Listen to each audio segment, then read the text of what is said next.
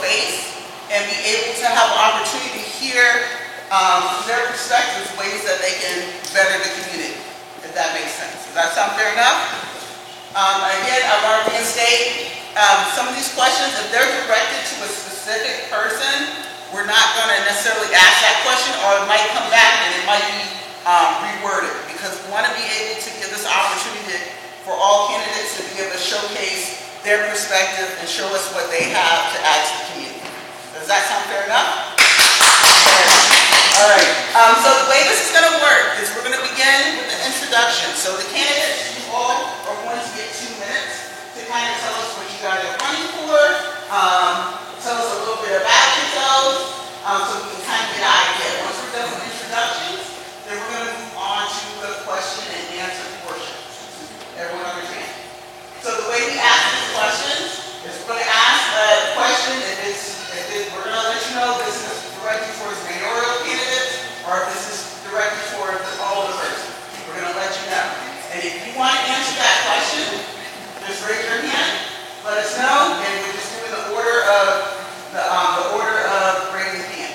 Real simple. Does that sound fair enough? Okay, and we're going to give you guys 2 minutes. Once everyone who wants to answer that question will allow opportunity for any type of rebuttals, or if you want to add something, you get an additional minute. Everyone understand? Okay, so again, thanks you all for coming. Thank you guys for coming out, and I guess we'll begin this. All right.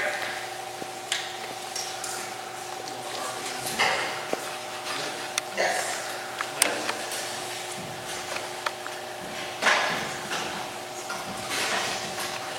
Good evening. My name is Les Hosman. I am currently running for Dixon Municipal Judge. I'm currently filling that position on finishing up the term that John Ward was elected to, and I would appreciate your vote. Thank you.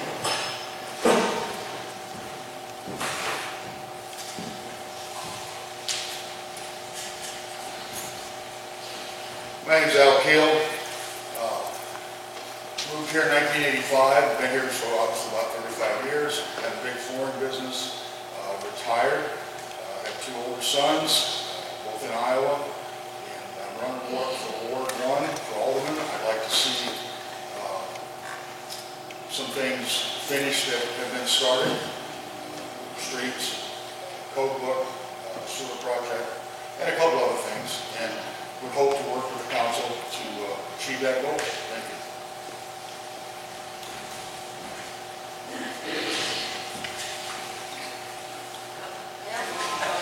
No, it's fine. I can talk loud enough. No. Because then you're just going to have to put it up again anyway. Oh. Okay. Okay. I'm Lou Mitzer. I'm running for Alderman Ward 2. And I've worked for the city for 3.5 years. So I kind of know what's going on and what needs to be done. And I'd appreciate everybody's vote. Thank you.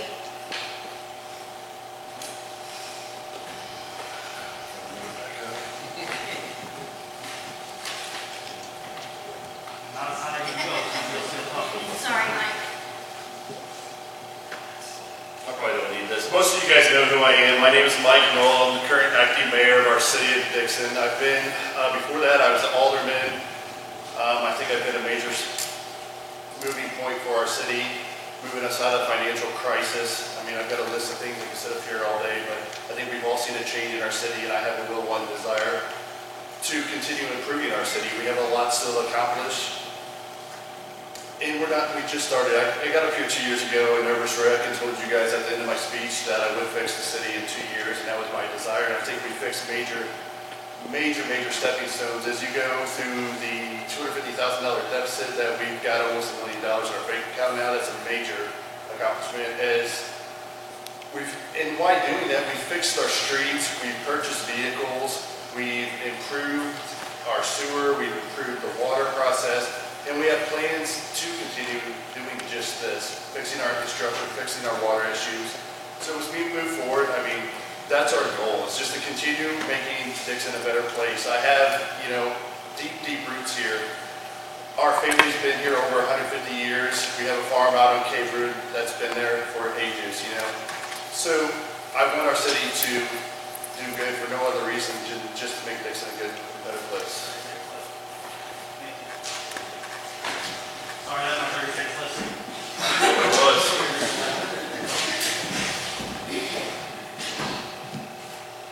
Hello, I'm Justin Thompson. I'm running for school board. I went to Dixon my whole life. And after getting out of school, I stayed around and been involved in many clubs that involve the school district. They're the kids in the school and making sure they have all the possibilities as possible is what I'm going for. So my goal is to keep 4-H going because that just restarted back, and we have a big interest in that. And I want to make sure that there's as many things for all the kids to do to keep them in school and have fun at the same time. Thank you.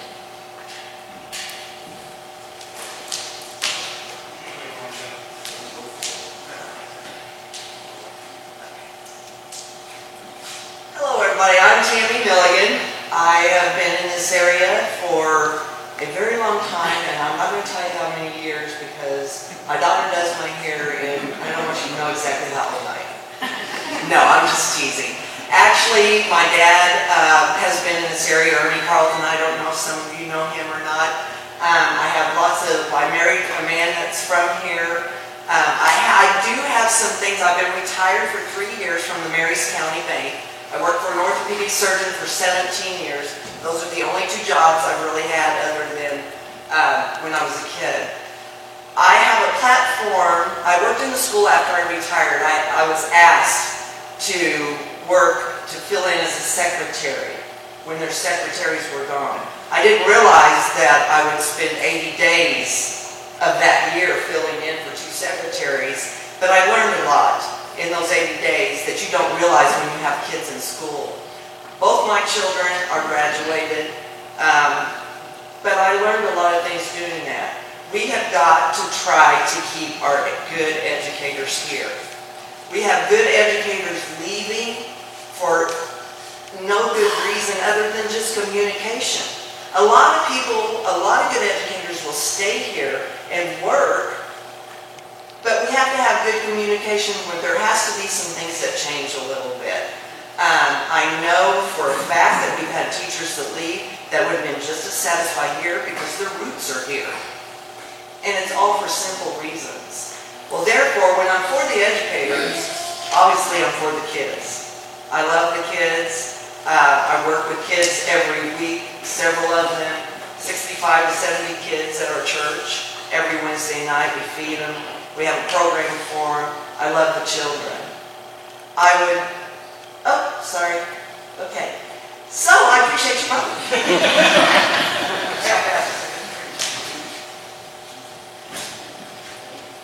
I'm Anthony Campbell. I run for Ward 1, so I run on a platform of holding people accountable last time, so I pretty well stick to that still. I believe that the ship is turning in the right direction, and I want to continue that momentum, like Mayor Mike said. I need to be down there with you guys. I'm a small business owner in this town. My roots are here. I'm vested here. So I need everybody's support in Ward 1. Thank you.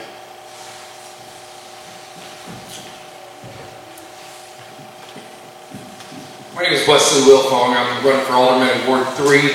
I've been here 6 years or so and have seen things from an outsider's perspective. I'm not from here. I've lived all over the state. At 38 years old, I've had all kinds of experiences. I was in law enforcement for several years with an emphasis in narcotics. I see that being a cancerous tumor to this area. And there needs to be something done about that in particular. That's what I'm running on. I see that 90% of our problems stem from narcotics. I have connections with task force, with other agencies, with state and federal agencies that I've worked personally with. And I've grown to love this little town because it's homey. It's a small town. I'm not from a small town. I'm from everywhere. I graduated from Rolla. I went to Academy. I actually worked in Pulaski County for 3 years when I first started in law enforcement. I went through medic school. I'm a paramedic. I've done a lot of things in my life, and I've seen something in this town that sparked an interest in me that makes me want to bring better forward. I have a small church up here that we've started, and the congregation due to COVID has had an impact on us. But at the end of the day, we've seen fruits of our labor, and we're starting to see it. But once again, it's the narcotics. It's the trouble that I see that nobody really has an answer for, and I feel like that's something I can bring forward. So if you would, vote for me. Ward 3, I expect to see you guys out. Thank you.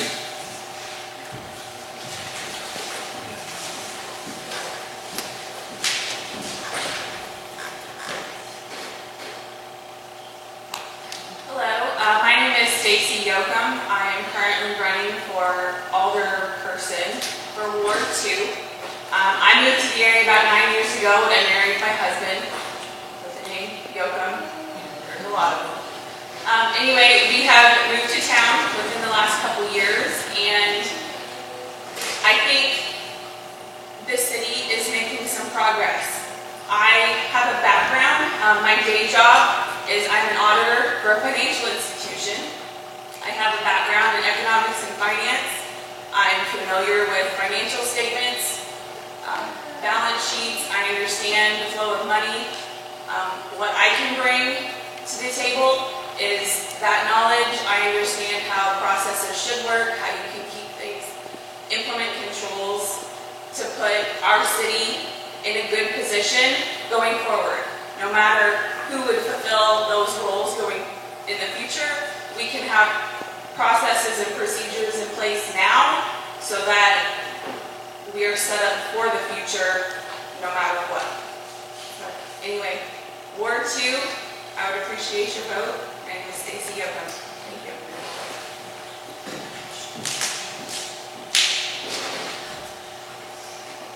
I'll say my name, but I think most of you know me.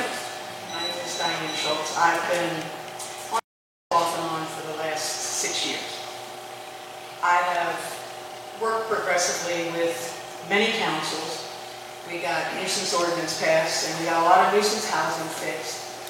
We got roads repaired. We got a sewer system in our streets that was repaired and renewed.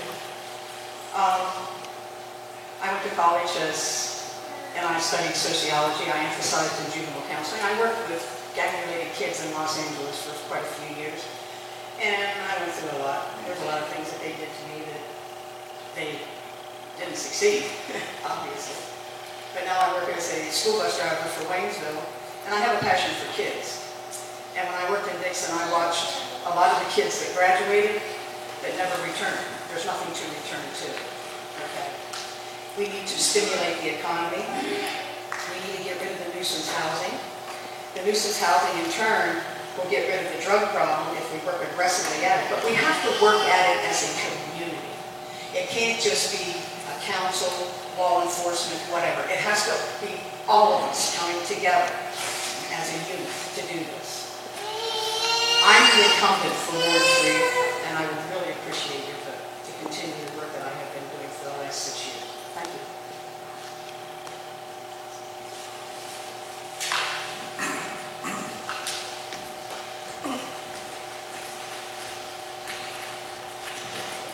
I'm Steve Arrington. Most of you know me. I own a truck and trailer automotive shop up in center town. The one that's got so much business overflow that a lot of times we got to park in the streets, but I'm sorry about that. My main focus is for town. Currently, I'm running for mayor. I'm sorry. When several people come in the community ask me about doing this, I had my questions. I questioned myself: would I be able to do it? First reaction was no, I couldn't. But I did some follow-up. I did some call. I talked on the state level. I talked to the county guys on the county level. Water and sewer here is a big disaster. Big disaster. Everybody lives in the city knows every week we got 2 or 3 water mains broke. There's all kinds of money out there to get. I've talked about growth, bringing business into town. We need to get on these grants. There's grants out there. I feel that I'm in place. I've got people that I can lean on that will help us get the grants going. And I just feel like I can be helpful, work with the council, and lead the city into a new direction. Once again, I'm Steve Arrington. I'm running for current office as mayor. Thank you. Can I give an applause for all candidates?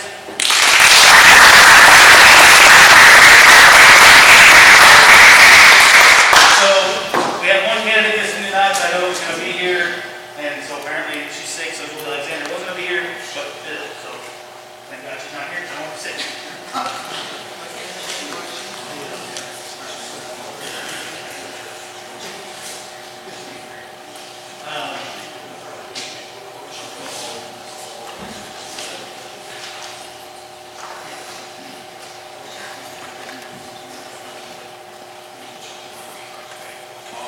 All right. We ready for the first question? Can everybody hear me? All right. Why are you running for office? Pretty easy question. It's very general. Everybody wants to answer the question?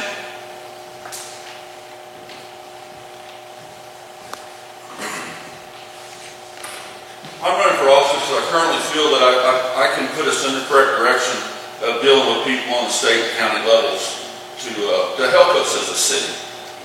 You know, we all start out small, and without help, we can't grow. So if we lead out to others, get some help, work together, and go in the right direction, I really feel that's where we're headed. So.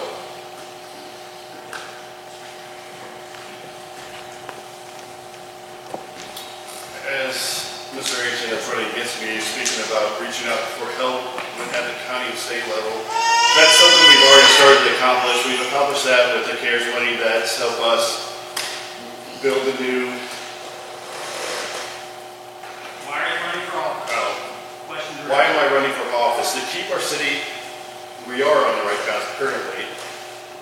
I think everybody that has any eyes can see that through our city that has changed drastically in the last 2 years, financially, physically, all around.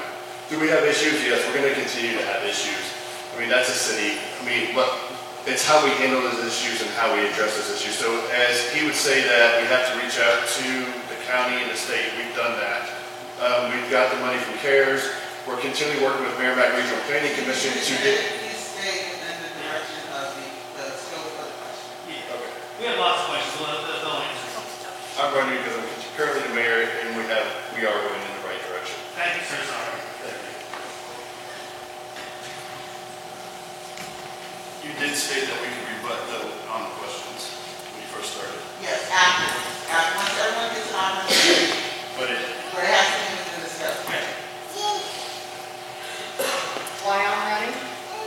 Because I have unfinished business. I love this city. I'm not from here, I'm from Pennsylvania.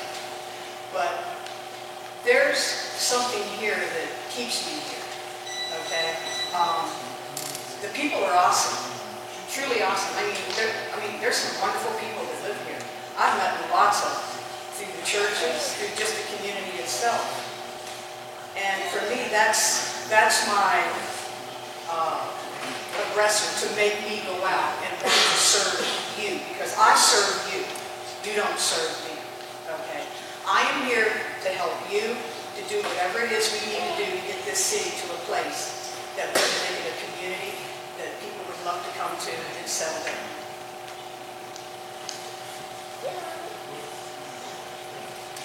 Anyone else?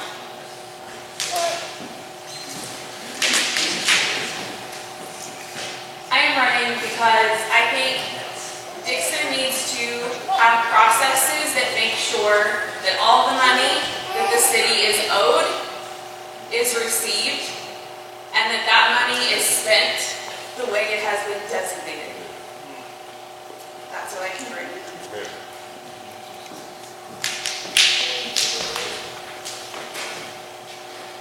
I want to see the city keep going in the same direction as it's going right now. We have a lot of plans in place that I don't want any overturn to put those plans that I have worked so hard to get in place right now, get put on the back burner. Plans we have in place right now will prepare us for things that we need to do 20 and 30 years from now. So I just want to keep going in the right direction. And I just don't want to put anything that we have going right now on the back burner, because it will put our city so far ahead of everything else. So that's why I'm not.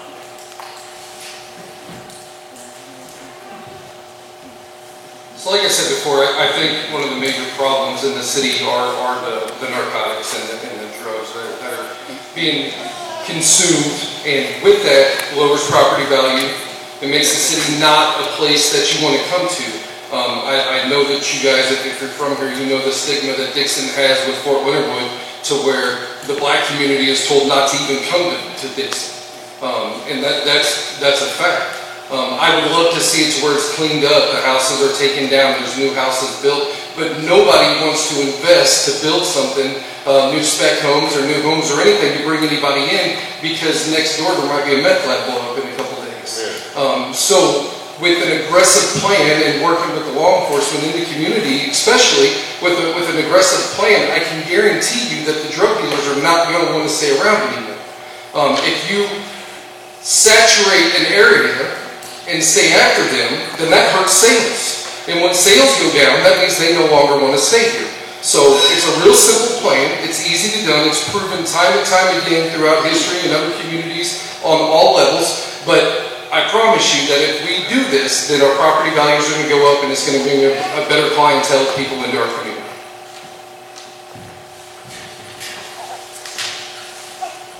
Well, the reason I want to run for school board is I've been retired for 3 years, so that means I have the time to be able to go to Troy Porter, has been on the school board for 33 years. He's getting off this year. He was able to go to all those seminars that need to be done. Anytime there's something going on, Troy was able to go. I want to kind of follow in Troy's footsteps and be able to go when the other guys would have to take off work and might not be able. They've got small children at home. I don't. That's one of the big reasons I find it now that I have the time, and I feel like God's wanting me to too. I prayed about it for 2 years, and I feel like God's leading me there. That's why.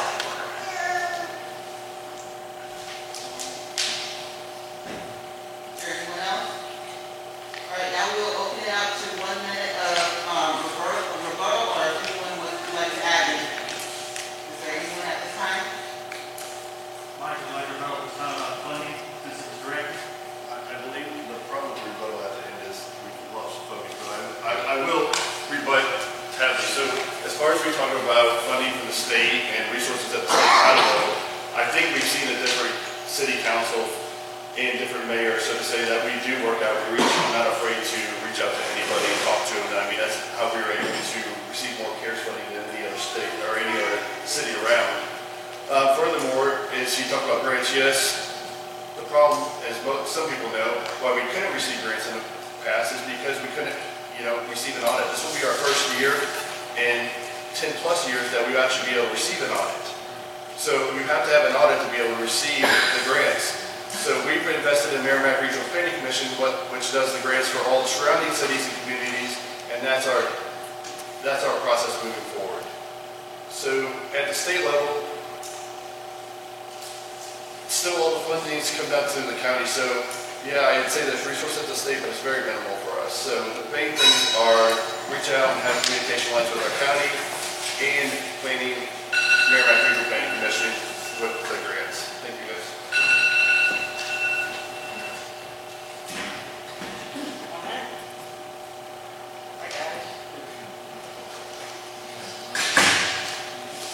Let's go back to the grants. 10 years of no city audits. We're talking about roughly $10,000 a clip minimum. The city does not have $100,000. That means that we have 10 years of audits that have to be completed before we can even begin to qualify for grants.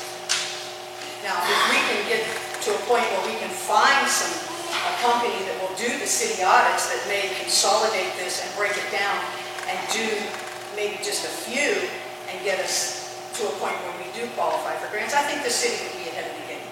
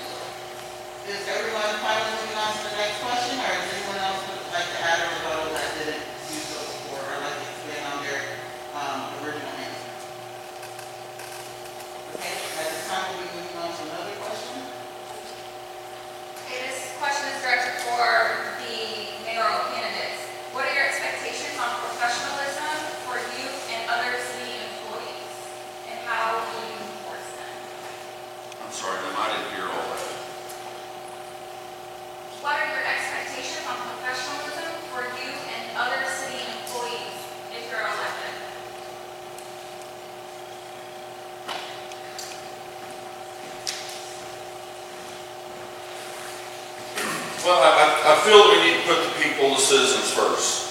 When you're called, or we're called, we need to respond within a timely manner. If we can't respond in a timely manner, we need to at least get a hold of them, let them know, hey, we've been busy, there's other issues going on that's pressing right now, but we'll be glad to get back to you.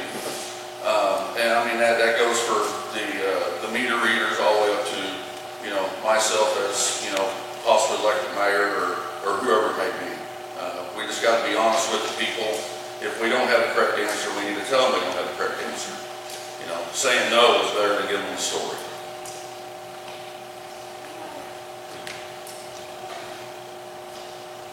What was that question? Yes, sir. What are your expectations on professionalism for you and other city employees? I would say my expectations of our employees are to treat everybody as they would want to be treated. My expectations of myself are to treat everybody the way I want to be treated, if not, maybe possibly a little bit better. This is a job, as I've learned in the last year period of time, as I've been mayor, that's not necessarily rewarding. It's rewarding on different levels, but when you have to deal with a lot of complaints and so forth, you have to be compassionate and be able to deal with people on an individual basis. I think we've streamlined a lot of that by being able to, put everything out on Facebook. We're coming out with text message service, which will go out and be able to notify people when we do have issues. But even like responding basic questions, I'm willing to hand out my phone number to anybody. They can always contact me on Facebook or on our city page or on my personal Facebook. So any complaints are dealt with, quarterly, and we just want to treat people again the way that they need to be treated. Thank you. Does anyone, any mayoral candidates, do you have anything you wish to add to your original answer? Then this next question is going to be for the school board candidates, What is your number one priority besides improving the quality of education? And I'll say that again. What is your number one priority besides improving the quality of education?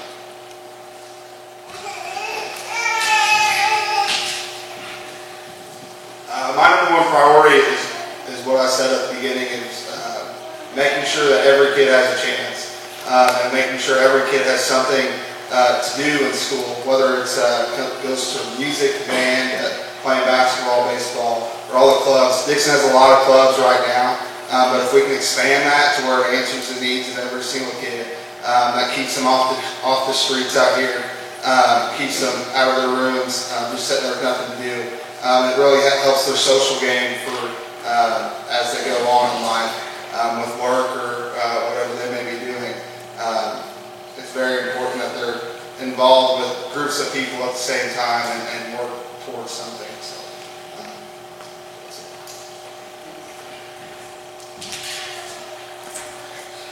As I said when I first opened up, my top priority is our educators. Because without them, they are our roots. You can have your administration building, you can have your principals, but without the teachers, you have kids. And we all want the best. Those kids are our future. So that is my top priority. Thank you. For the school board candidates, do you wish to take that 1 minute to extend on your answer, or are you fine? All right, we'll move on to the next question. Very easy question. For all candidates pay their taxes.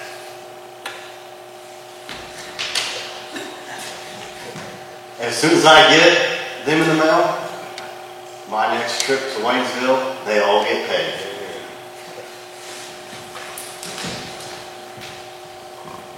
I have paid $633.83, and somebody can write that down.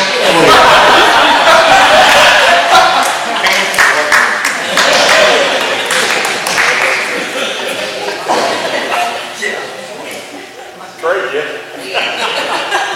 I believe the deadline is December 31st at midnight, 12:01, you're out of luck. You're getting an interest ad. I paid my taxes December 31st at 2:49 p.m. I received my paid in full slip and knew my money was in Terry's bank on January 4th, and that's when I turned in my certificate.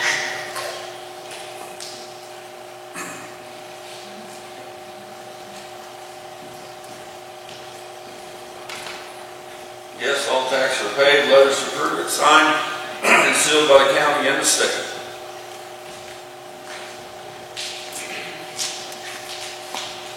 Our taxes are paid in full every year, and yes, I'm one, I like to hang on to my money longer than anybody has it, so it usually is paid on the 31st.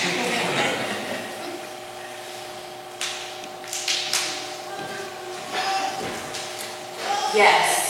Yes, they are.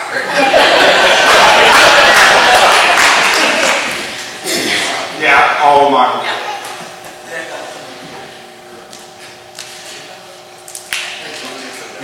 Yes, they are paid.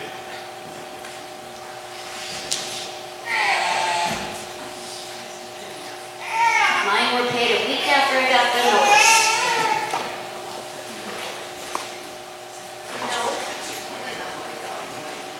Mine were paid during the first week of January this year.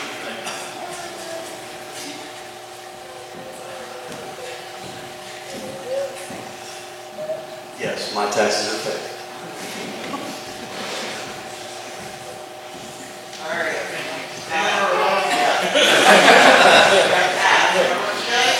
I want to know how much everybody's is. Let's see. I'll trade anybody up. I really don't want to know because it makes me mad. All right, so now we're moving on to another question. This one is for mayoral candidates. What forms of communication do you foresee using in order to inform citizens of significant events in the city, i.e. water outages, meetings, oil orders, and other various events? I'll answer it. I mean, I just answered, I think. So we talked in the past, we talked about it 2 meetings ago, 2 or 3 meetings ago.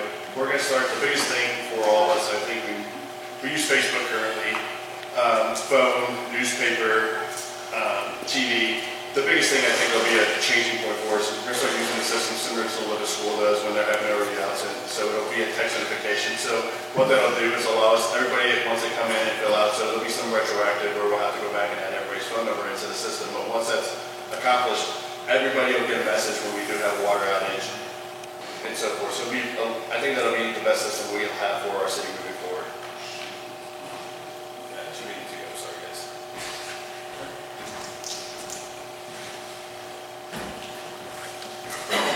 Yes, I can affirm that text message like the school sends out, because a lot of people don't do Facebook, and if you do Facebook, you may see it a week or so later after you've already ingested the water that was told not to drink. I know it's posted in the restaurants and the convenience stores now. They have big signs up.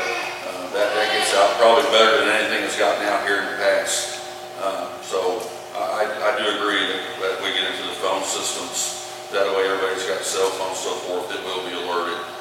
There again, once again, in the newspaper, possibly on KJPW radio and other radio stations that people frequently listen to in the area.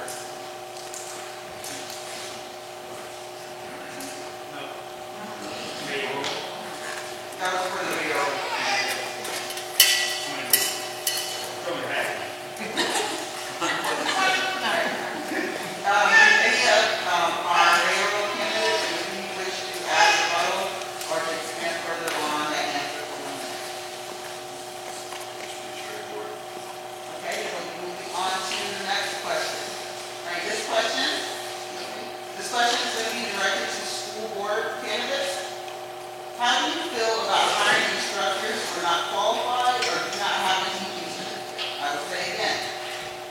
How do you feel about hiring instructors who are not qualified or do not have a teaching certificate?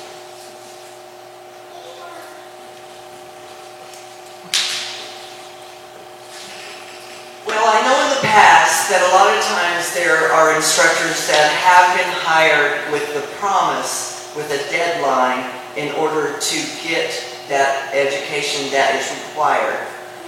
First of all, that's a two-part thing. It's just as much the person that is applying for that's fault as it possibly is also the administration. If I knew I was not qualified for a job that I was applying for, I wouldn't apply for it in the first place.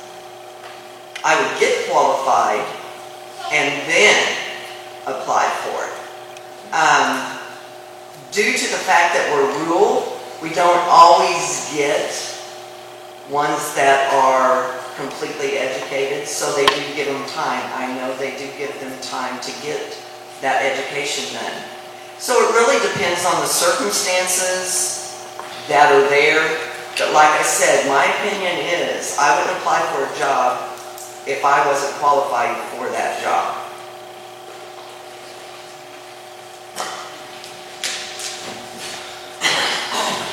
I'd have to agree with Tammy a little bit on this one. I will elaborate on, right now with COVID and everything that's going on, the call for substitute teachers are really high, just because there's a lot of teachers out. So they have started programs in the state that allows them to go on and get a course. And they may not have all the certifications that a regular substitute may have. But background checks are ran right now, so it's either that or the kids aren't going to set in school. Right now, as long as the background checks are ran, I agree that teachers to come in, because the more kids that are in school, the more they're learning. It's really hard to sit at home on your bed and learn from a computer and read at the same time. As far as in the future, minus COVID, I'm not for it because it's hurting them as just as much as it's hurting the kids, if not more, because they're not going to know what they're telling the kids. As to someone who goes and studies social studies forever, I know if I went in, I probably couldn't tell you anything about it. So I fully agree that we need to have all our teachers teaching our kids for the future, that they all need to be certified and know what the agenda is for the school district. So, thank you.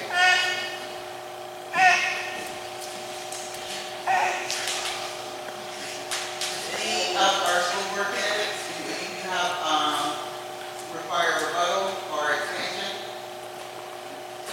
I have something I want to say, but I don't know if it's a rebuttal or expansion. 1 minute. I got it. Okay.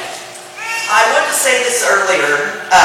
In the paper, not last week, but the week before, it came out about the bathroom situation. I'm going to let you know I was at that board meeting. What was said in the paper, there was not one thing that was correct about the bathroom part. I don't know where that came from. I don't have any idea, and I really don't care.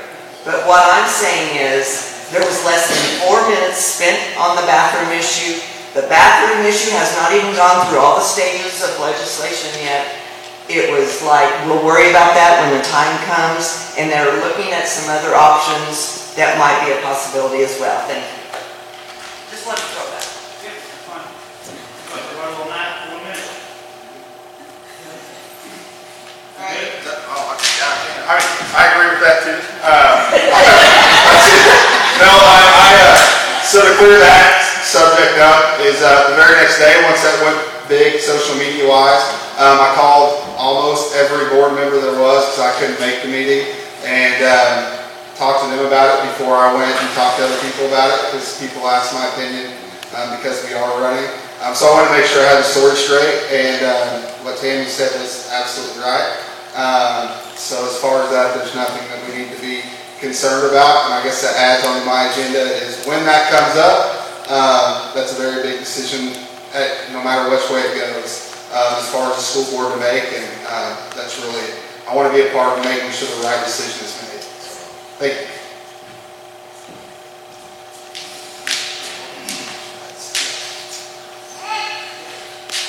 All right, this question is for Alderman. Alderman persons. I'll reword the question a little bit here. What are your priorities for seeing our city moving forward in your ward?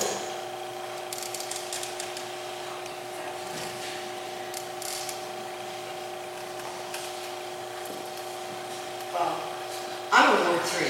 I've taken a lot of drives around Ward 3. And it's not a pretty sight. We got a lot of orders, we got a lot of people that, I don't know what their objective is, but we have nuisance ordinances that are in play. We send out certified letters, but if you don't follow up, nothing gets done, okay? So it's just wasted paper, wasted trees. My point would be, if you implement the nuisances to their fullest legal extent, okay, which means you send the letters out. If it's 15 days that you have to clean your property up, that 16th day, law enforcement should be there to see that it's done. If it's not done, then a citation should be given as a warning or something to appear in court, and then judgment should be passed accordingly, okay? Get your property cleaned up. Maybe the courts will give you another 15 days. If that's not done, then further action needs to be taken. But we got to clean up the city. Number one, we got to implement the nuisances, clean it up. If we clean it up and we get rid of all the housing that's burnt out. I mean, I have a house that sits across the street. I look at it every day. It's been there for like 6 years. And nobody wants to do anything about it, okay? And then I go down through my work, I see a lot of different, 30 seconds, I'm running out of time. Okay, but anyway, nuisances, we get rid of the drugs, we get housing, we get better people in for housing, the revenue increases, then we can start looking to bring jobs into the city, because nobody wants to come here with anything like this.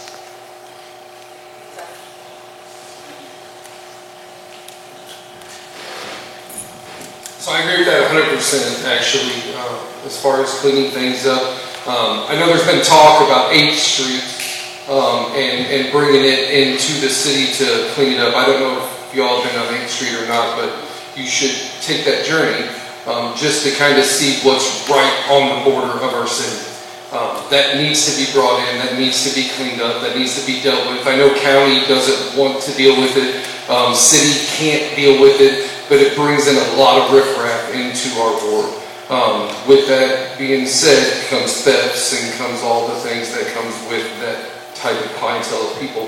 When we do start cleaning things up, then it's going to make it more desirable for a better class of people to come into the area. I know that there's been generational families that have lived and like that, but there are different ways, there are grants, there are things that we can bring into the community, as well as jobs that will help people. Like Diane said, that it's great to bring in the jobs, but if you don't have a place to live, then it's, why would you want to commute all the way out here in Dixon in the hills if you don't live here? So I clean it up, get rid of the drugs, and start really enforcing and doing our part as a community. Thank you.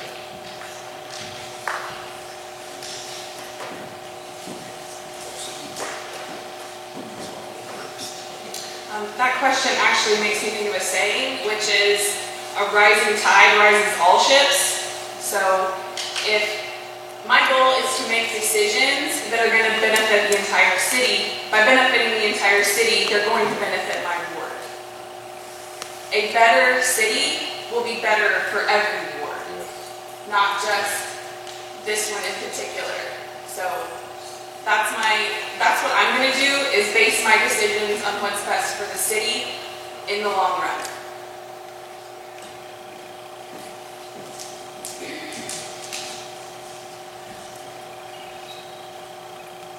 I have to agree with all three of them, and I also want to do teamwork. If people in my ward need help, then I will go and we will do it as a team.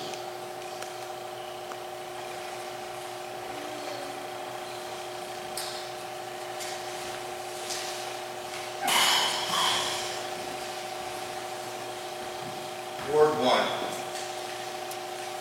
revitalization of the businesses.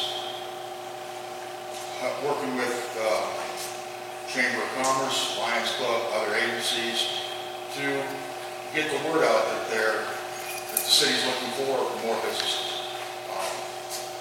Trying to find grants. There's a lot of different avenues, a lot of different ways you can do it. Small beautification projects, just little things. My mother used to say, you have a pretty place if you just clean it up. And I've always thought, thank you.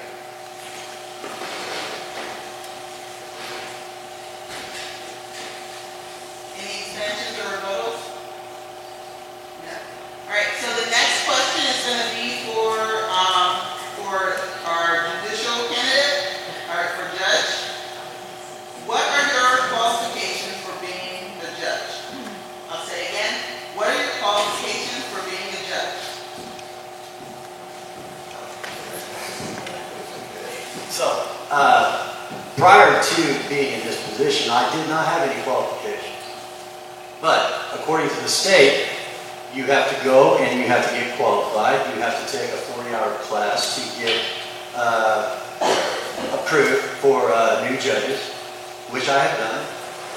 Not only took a 40-hour course, but I took another 40-hour course where I sat with Supreme Court Judge Jeff City for classes on how to conduct court.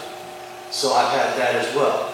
I have sat with the Office of State Courts Administration to go over how a court is supposed to be conducted and how we are supposed to keep our budget and everything else, which was not being done prior to me taking this office. So those are the qualifications that are required now. So for somebody else to step into this position, it would take them quite a while before they would be qualified for that. Thank you.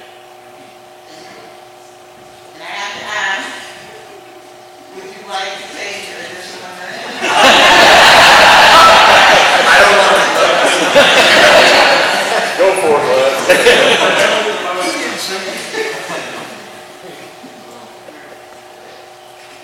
Okay, this one is for mayoral candidates. What would the process look like for citizens to voice concerns and/or questions and ideas about the city?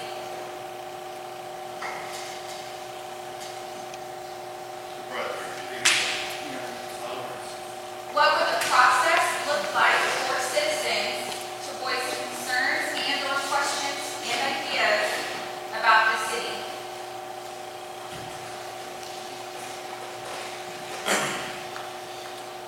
Open door policy would be the biggest thing. I think we need to start having focus on town hall meetings, having town hall forums.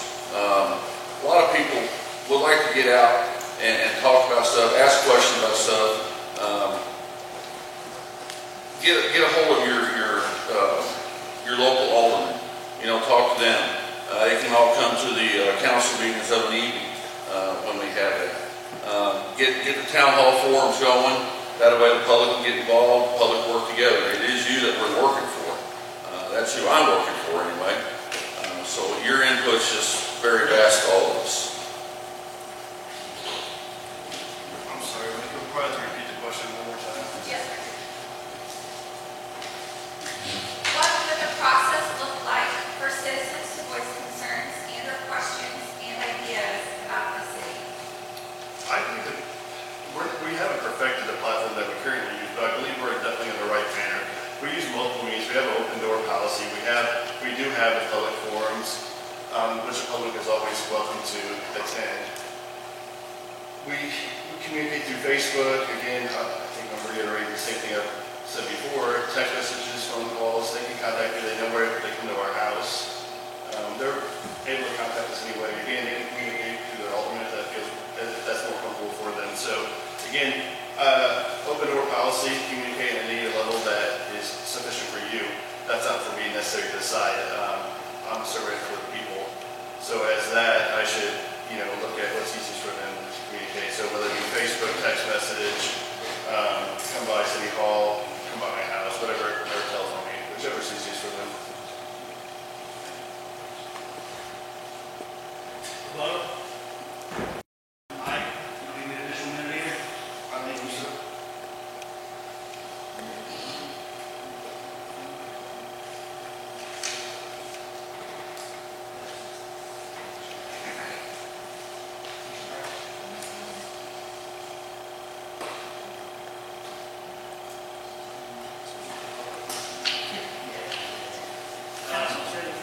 All right, so this has to do with mayors and aldermen.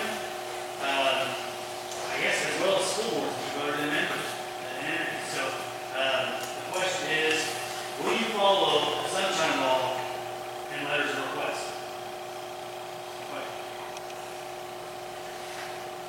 Will you go through appropriately with the sunshine law as well as requests? The answer to that is yes, on a general standard, but there are some cases where you shouldn't have to, if you're an older person, you shouldn't have to put in a sunshine request for something that should be in your hands anyway, i.e. budget, okay? Or any type of financial document that would support the budget. That's something that a council person should not have to put a sunshine request in for. We've never done that before. It's always been something that was readily available upon request, not submitted on a piece of paper. But again, a paper trail is always nice. I learned that in the military. Okay. Anyone else on sunshine? We all know what sunshine is. That's what I was going to ask you. Okay, sunshine laws, everybody over there? Okay. If you don't, raise your hand. We'll go and we're back. Wait a minute. Sorry.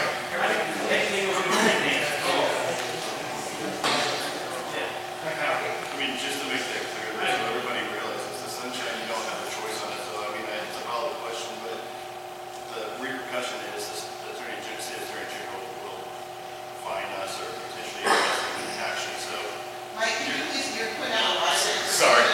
So just so everybody realizes, you do not have a choice with the sunshine. I guess you do have a choice with it, but the altered choice would be just that you can get turned into the state attorney general's office and then you can get fined as a city where there can be adverse, reactions for that. So, exactly. So I don't believe anybody's going to tell you that they're going to not do it. So.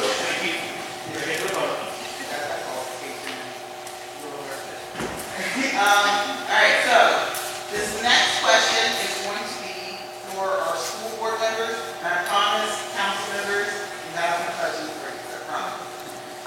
So this question is, would any candidate running for school board be willing to look at all options, including budget cuts and/or new taxes in order to free our school district from federal funding in order for us not to be under all federal regulations or rules? I will say this again. Would any candidate running for school board be willing to look at all options, including budget cuts and/or new taxes in order to free our school district from federal funding in order for us to not be under all federal regulations or rules?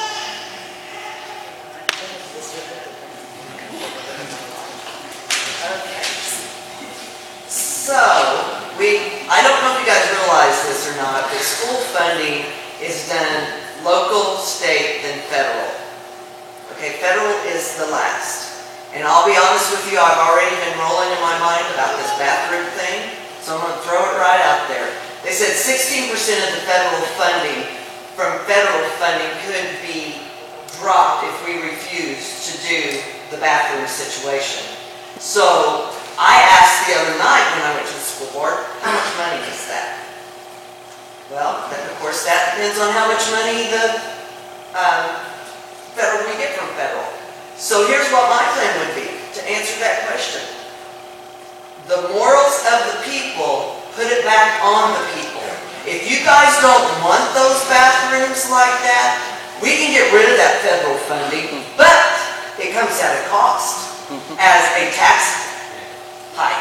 Sure. So if you're willing to pay for your morals, and then when the people come around and say, we got a tax for the school, I would expect a yes to pass that if you don't want to abide by the federal government. That's my opinion.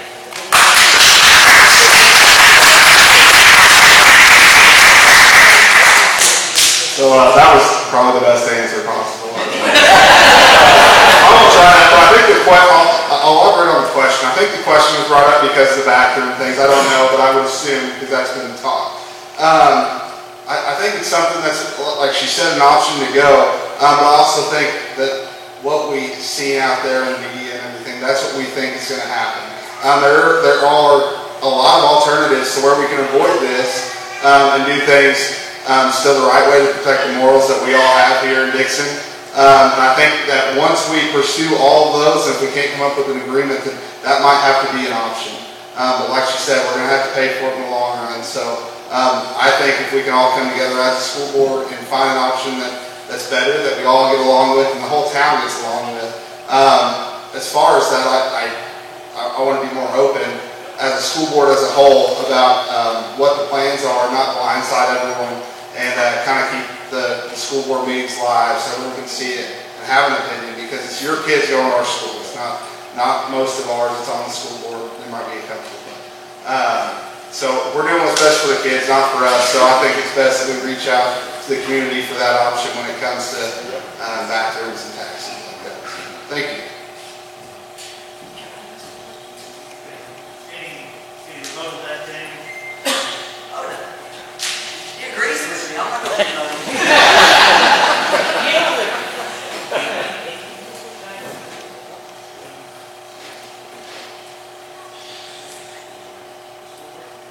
Sorry. That's all right. Alright, so, this next question is for, this next question is going to be for all candidates, but we're going to give council members or all of those ones running for all the person first, first opportunity to answer this question, okay? So get ready to ask the question. The question is, has any candidate running for office on the stage been offered either personally or for their own campaign an amount of money that is greater than $500? If so, out of the spirit of transparency, would you be willing to disclose who it was? I will say again, has any candidate running for office on this stage been offered either personally or for their campaign an amount of money that is greater than $500? If so, out of the spirit of transparency, would you be willing to disclose who it was? I did not. I spent $140 on 2 signs. That's it.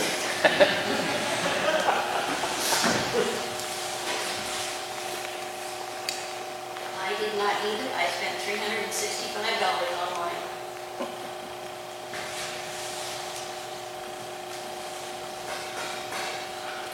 I paid my own way. I paid $275 and I used signs I had before.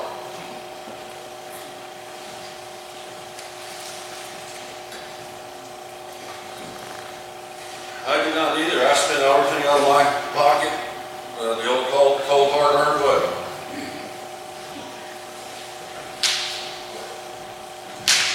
I haven't received anything either. I actually have my signs in the back of my truck still. So, eventually, y'all, you're going to see them. I've been asked several times. I promise I have them, and we're going to be sticking them in some yards here pretty soon. I know they're here somewhere, They're here right? somewhere. I haven't spent any money on signs. Matter of fact, I'm like Diane, got a few signs from an election gone by.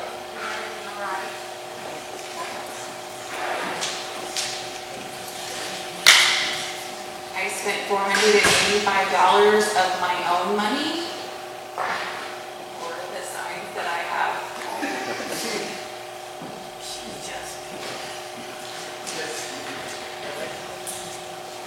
I don't have an exact total. I don't think the question was about signs, but I think we got sidetracked on signs. I think the question was about if we got offered money to run as a candidate. No, that is not the case. About signs? It's about signs.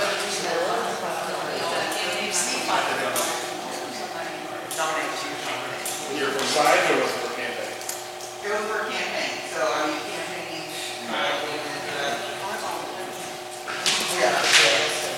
Well, I had a campaign manager, actually 2 of them. Timmy Holzlaw designed my signs, ordered them for me, and my husband has put every one of them up. The big ones were put up by Timmy, and I have paid every dime of it.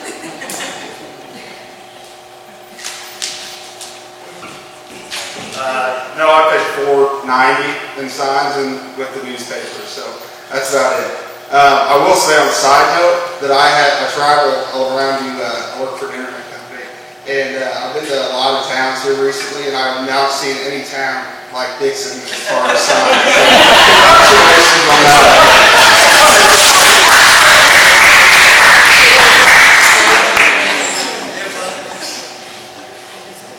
So I have not been offered any money for a campaign. I'm sure if somebody thought about it, they'd probably offer me money not to run. Probably hasn't been needed, so.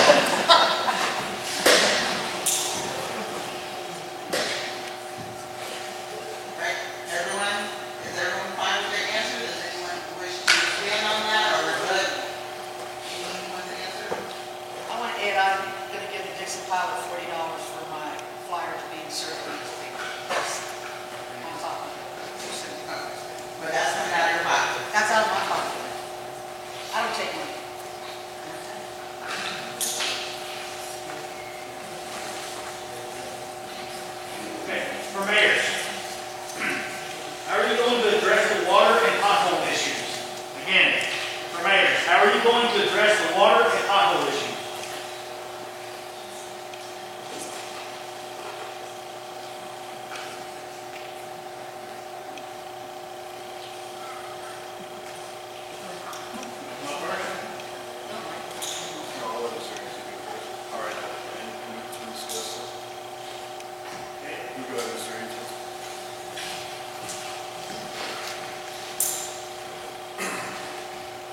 Well, it kind of goes back to when I said who I was and why I was running.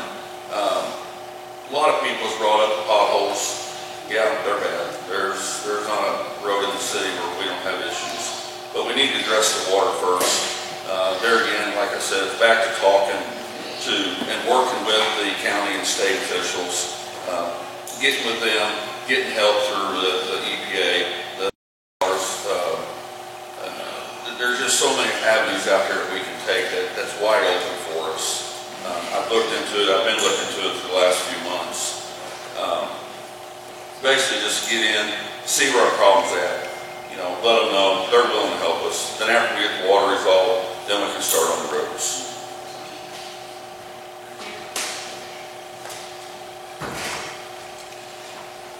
The water issues that we have, is they talk about sewer issues. I don't believe our city has what we would consider sewer issues anymore. I mean, out of this whole year, we maybe fixed one sewer line that I can think of. I don't remember us ever having hardly any sewer issues at all. Our water issues stem and why they can't be fixed easily, and most people don't realize this until they actually start to understand our infrastructure, is because a lot of it's old. So if you go trying to fix the water infrastructure, like ideally like we fixed the sewer. So the sewer, we came in, we fixed it in segments and went through, you know, from block to block and fixed the sewer. Well, that's a lot easy. That's a much easier system to fix, because with the water, we have to shut down segments of town. Furthermore, if we were trying to replace all the water lines at one time, which that would be an ideal fix, in an ideal world where money wasn't an option and time wasn't an option, that'd be the perfect fix. You're talking millions and millions of dollars, but at the same time, you're talking that our citizens couldn't use the water because there'd be a nonstop oil order because of the construction going on. So the fix that we've talked about, we've talked about the last couple of meetings is, and we're moving forward on it, we've asked for some quotes from engineers. We're going to install a series of valves throughout town. So what that'll allow us to do, it's not going to fix the issue, but it'll allow us to handle the issue much more appropriately. So instead of having to shut the whole town down when we have a water leak, because we can't shut just this segment down, we'll be able to go in there and install, I think it was 16 water valves throughout town. We'll be able to shut down segments of town off at one time.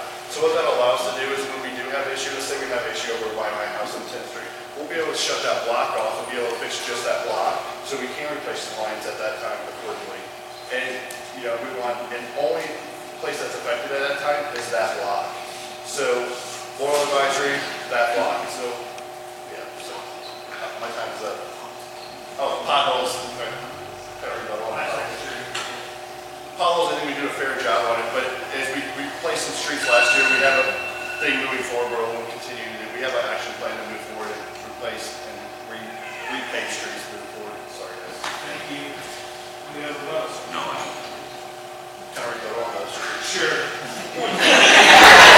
Sorry.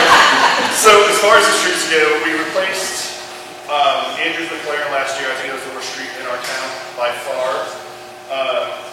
We patched down there at the old culvert that was where the road was closed. Elm. We patched there. We did a short stint on 10th Street where it had been repaired. It was pretty rough. But moving forward, again, we're in a much better financial state than we have ever been. And moving forward, it'll just get better and better. So each year we have a series of roads where we're going to try to budget roughly $100,000 to get fixed. Thank you, guys.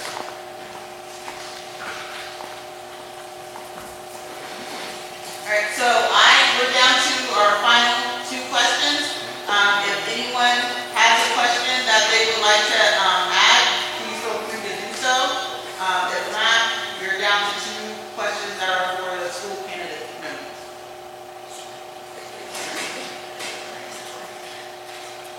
All right, so for the school candidates, the track is reportedly in poor physical condition. How would you justify adding a school sport when other sport facilities are not being taken care of? I say again, the track is reportedly in poor physical condition. How would you justify adding a school sport when other sport facilities are not being taken care of?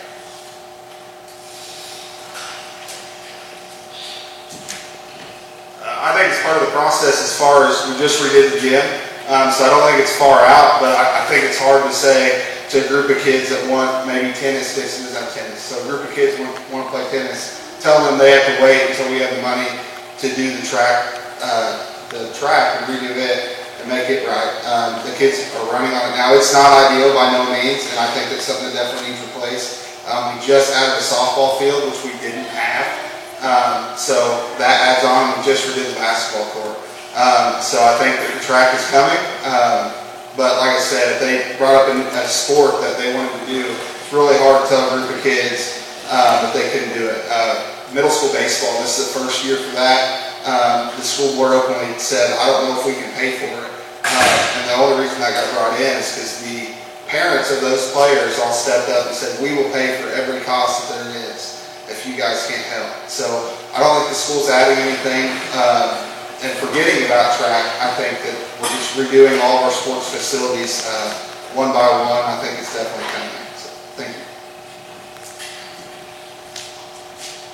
I don't know if any of you realize this, but each sport has to take their turn on getting things like uniforms. When my kids were in school, one year the girls would get new uniforms, the next year the boys would, and it would go every other.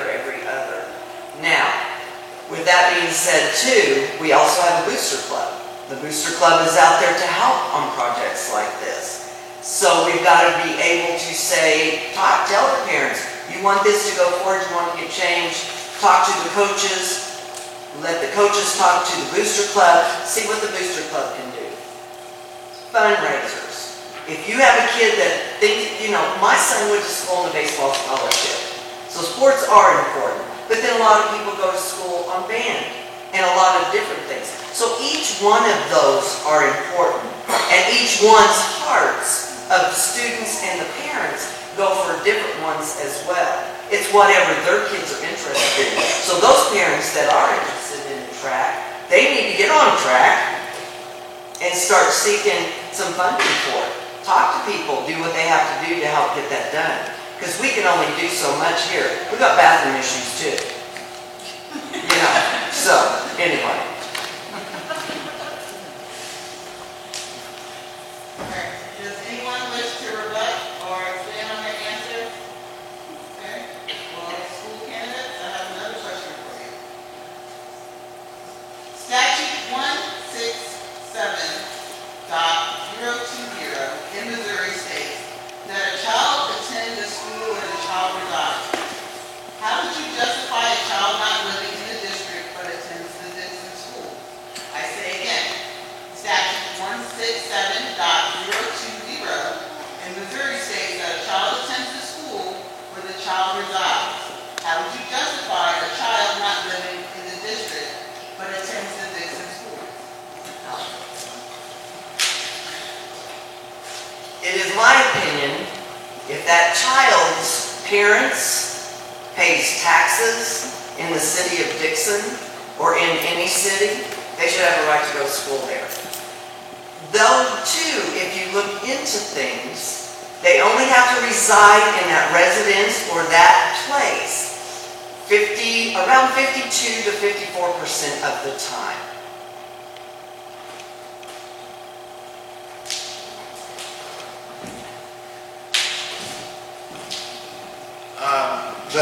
This is a subject that I guess wasn't a big deal to me. I guess as far as knowing, I've always thought that pay the taxes and everything like that, that they're allowed to come in to Dixon schools, or if their parents are associated with the school district as far as a teacher or something like that.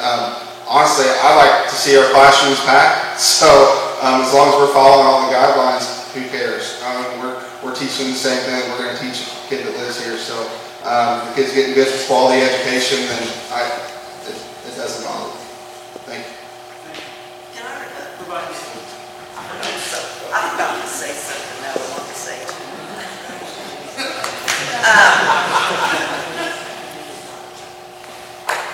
I forgot what I was going to say real quick. What I was going to say to that as well, why would Dixon want to lose federal funding by even questioning that? That's what I don't understand either.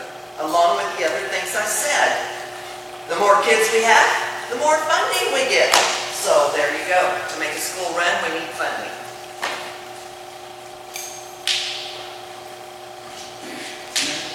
I want to say that I don't think it has anything to do with that. But I think it might answer what Tammy forgot, is that there's 2 spots open. We didn't clear that up.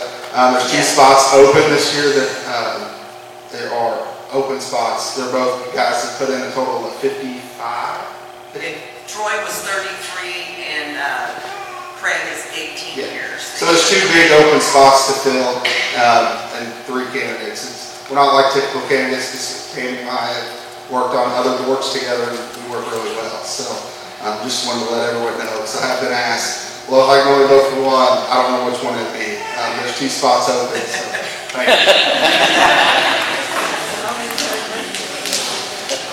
So I have a question that will, expand that a little bit. There's some pending amendments that are going to allow people to choose their own school district. In saying that, you're probably looking at either losing or gaining funding. And one way or the other, the big thing is the school is the biggest economic driver in this community. How, as a school board, do you see that that is going to work into helping the city grow forward? How are you going to help economically as a school board, since you guys do it for the city? Yeah, so I mean, the more kids that are in this district, they bring more workers to the city. They bring more volunteers to the city. I coach youth baseball, and just for instance, I had a guy call me the other day. So I'm brand new to the area, but I live on the line of St. Robert, Dixon. My kid goes to school in Dixon, but I don't know what to do or where to go. And I said, just go into Dixon.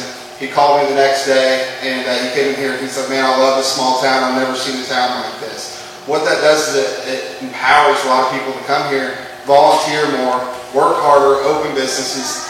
There's a ton of military, obviously, around here. So when their kids are coming to school here and they're retiring here because they fall in love with the city, they're the ones starting the businesses. They're the ones out there helping clean the roads. They're the ones out there helping volunteer. I think that we have some clear examples of that out here in the crowd and up here on the stage of people who came here from the military or have that military basis where their kids went to school here and they stayed here because they fell in love. So it's just going to boost our economy. It's going to add businesses like crazy, and it adds great-hearted people who's willing to work for the city. So, thank you. As I first said when I got up here, the educators are so important. You have good educators, you're going to draw students. You have good educators, good administration, you're going to draw the parents and you're going to draw students.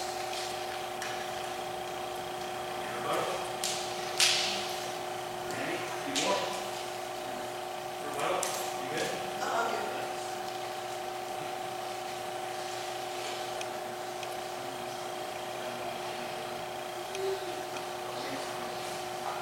So right now, what we're going to do is, if there's any questions that you all had wanted to ask, we're going to open it up to the audience. When we do this, what we ask is that, again, we've already continue to remain civil and give everyone an opportunity to ask their question. And these questions cannot be directed towards specifically to one candidate. We ask that you open it up to all those candidates, so again, they all get an opportunity to kind of put a spotlight on their perspective and what they have to offer the community. What if you just have a comment, not a question? Say it. Uh-oh. No, I was going to say, anyway, it's been many years since I said that. Honestly, I thought this was like a meet and greet because I've kind of been out of the loop since my youngest one got out of the house. So, I come out to watch. I'm very impressed. I'm impressed with every candidate on that stage. I think, listen, I was in office many, many years ago on the city council, and I would have loved to have a forum like this and ran so well. And I'm impressed with you guys. Also, I think all the new candidates, anybody that puts their name on that ballot and gets themselves out there, I always give props to because there's nothing like it. We have several of those here. Several of those Old Town foundational leaders like Miss Debbie McPherson, our neighbor there, and different ones that sat in here. But one thing I would like to say about the city, regardless of who's running or who's coming, who's running or who is currently on, one thing I appreciate, and I said it to several members, is the new bill pay online as a citizen. I very much appreciate that. And I thank you guys for bringing that because it was so much more convenient for me and improvements I've seen lately. It's For those school board and those that's running up, I've had 4 kids graduate from this school. I'm a graduate, and there's nothing for me prouder than saying I'm a Bulldog. And so I just say, thank you guys for showing up. Like, I really appreciate it. And thank you guys for handling so well. You don't know how impressed I am. And if you know me, I speak my mind on that. So, thank you, all of you.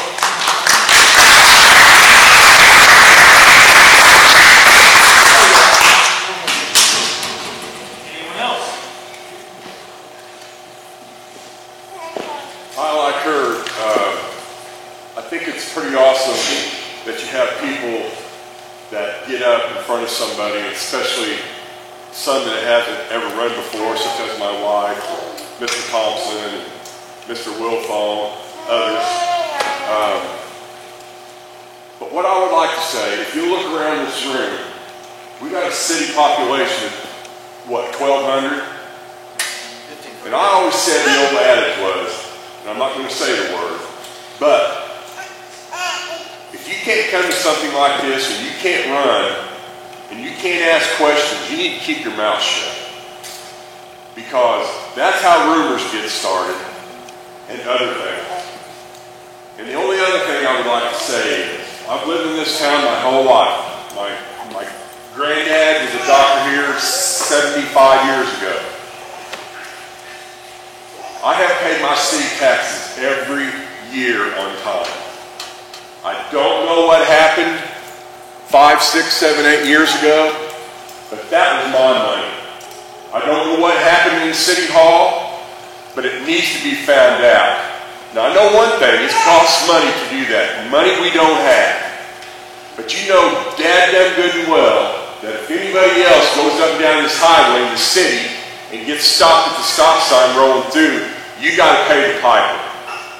So I don't know what happened to all the city's money, but someday it's going to be found out, and if the statute of limitations ought to run out, they need to be prosecuted. That's all I have to say.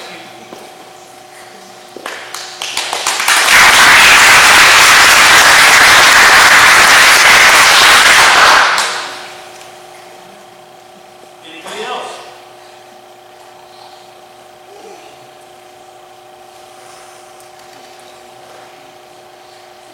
All right, are there any candidates who would like to add, like just a parting thing, or a closing statement, for the forum?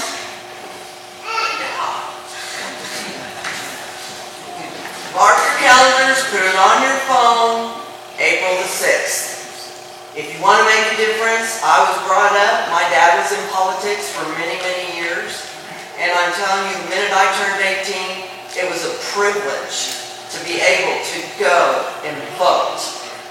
So put that on your calendar, get out and vote, guys. Whoever wins, whatever, at least say you had a part in that.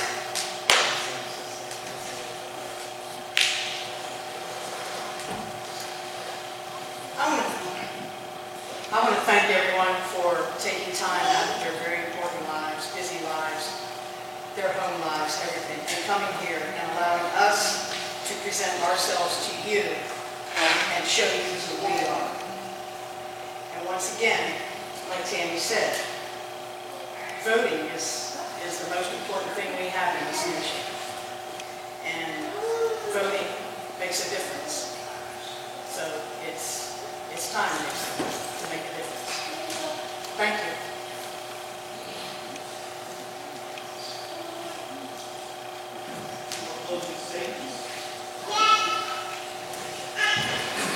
I do want to thank everybody for coming out this evening, and democracy is something that is amazing in our country, in our small communities, because who we vote for, we do make a difference. I agree with the lady that stood up here. Like, we have some serious candidates up here. Like, I haven't even talked to everybody with their ideas individually, but hearing from them, I'm actually encouraged that there is progress, things to move forward towards, and it's not stale anymore. I agree with you 100%.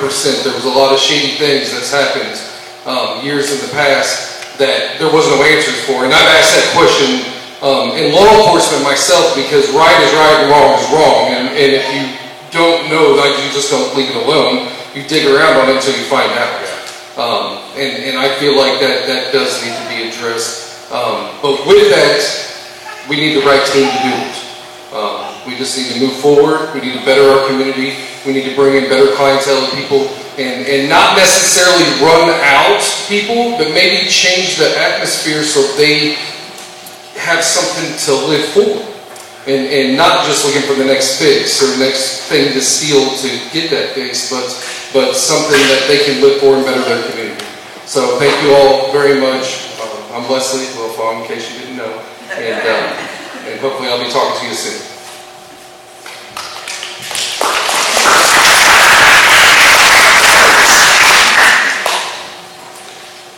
I also like to thank everybody for coming out. It means a lot to see the communities get involved. You know, it's not us that make it for you, it's you that makes it for us. And with that, we all got to work together.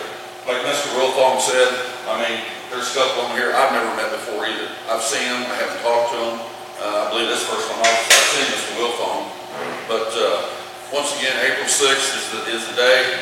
It's not of choosing everybody to run the city for you. It's for choosing the correct people to help you, help us run the city. So thank you.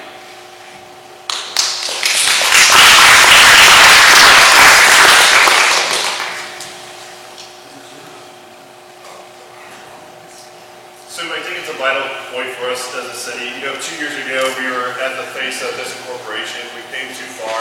So it's very vital. I mean, the next 6 years are really vital to us as a city. We have to continue on the same path we're moving forward now. We came so far in this 2-year period. Think about where our city will be in 6 years. So it's very vital that we continue with the same people that are in there, if not be better than people that are in office, and, you know, build our team.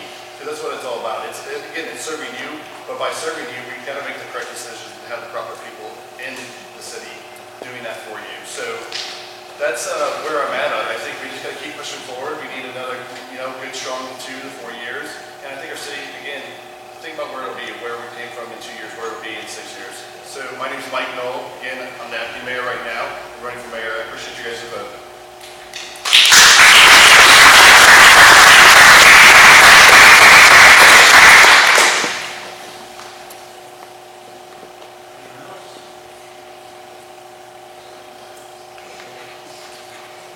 So, can everyone hear me?